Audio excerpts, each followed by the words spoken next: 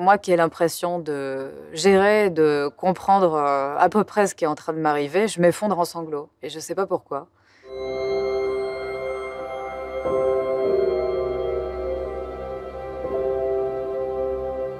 J'ai été adoptée en 1989 à Sri Lanka par une famille qui habitait dans les Landes. J'avais pas de manque vis-à-vis d'un ailleurs, en tout cas pas consciemment.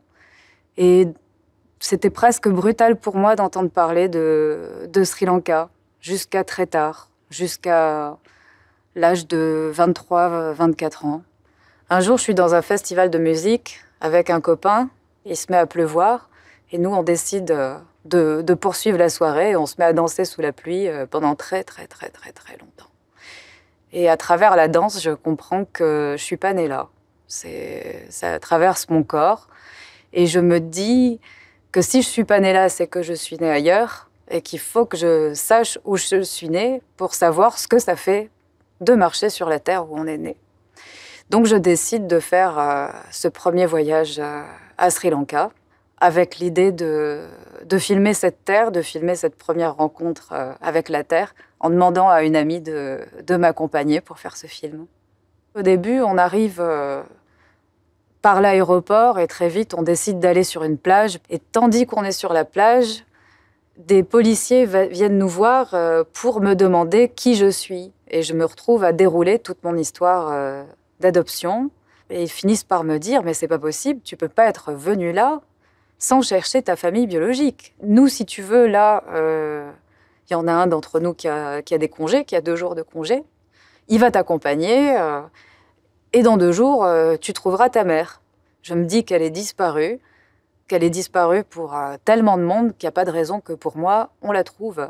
Et finalement, quelqu'un arrive par hasard, quelqu'un qui serait censé venir du village où a vécu ma mère, et on l'interpelle comme ça au vol. « Et toi, tu connais cette femme-là » Donc je montre la photo et miracle, il dit « mais je la connais ».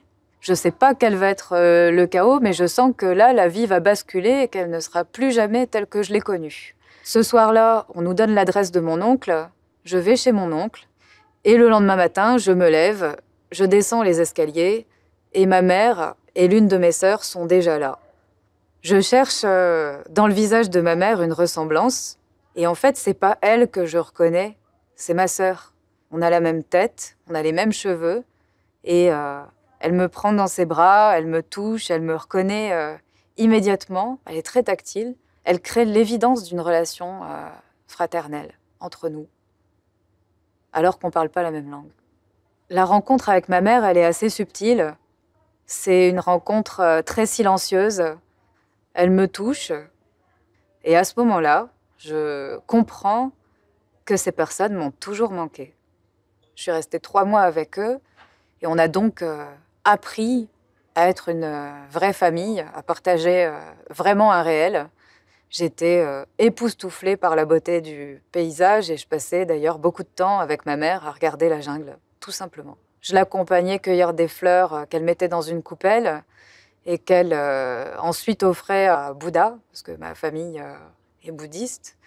Et puis on terminait ce moment avec un peu d'huile de coco qu'elle prélevait dans une lampe et qu'elle me mettait sur les cheveux.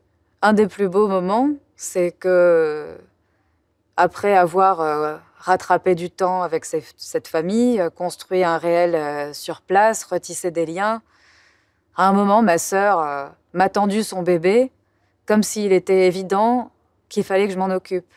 Et là, j'ai compris que ce qu'elle attendait de moi, c'est que je sois la tante de cet enfant. Je suis à la fois la sœur, la fille, la tante, la copine aussi, avec laquelle on peut faire des choses qu'on ne ferait pas avec les autres, comme jouer aux jeux vidéo, ou jouer au cricket, ou se raconter des histoires d'amour. Maintenant, je vis entre les 2 territoires et à force d'aller-retour, je suis même tombée amoureuse d'un Sri Lankais dans le village de ma famille biologique.